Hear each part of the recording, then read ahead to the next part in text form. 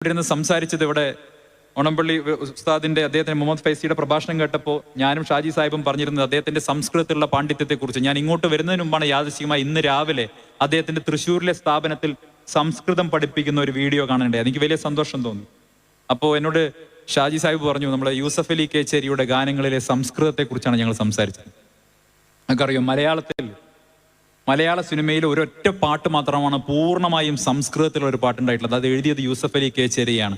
പെരിന്തൽമണ്ണക്കാരനായിട്ടുള്ള A.T. Abu സംവിധാനം ചെയ്ത ധ്വനി എന്ന സിനിമയിൽ, പ്രന്നസീർ നായകനായിട്ടുള്ള ധ്വനി എന്ന സിനിമയിൽ ജാനകി ജാനേ രാമ എന്നൊരു പാട്ടുണ്ട്. അതിമനോഹരമായ പാട്ട്, ജാനകി ജാനേ രാമ.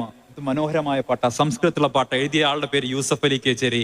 അതാണ് കേരളം, അതാണ് മാനവികത എന്ന് മാത്രം പറഞ്ഞുകൊണ്ട് ഞാൻ എൻ്റെ വാക്കുകൾ ഉപസംഹരിക്കുന്നു. എന്നെ ഈ പരിപാടിക്ക് ക്ഷണിച്ചതിൻ്റെ സംഘാടകരോട് ഉള്ള എൻ്റെ നന്ദി അറിയിക്കുന്നു. Thank you.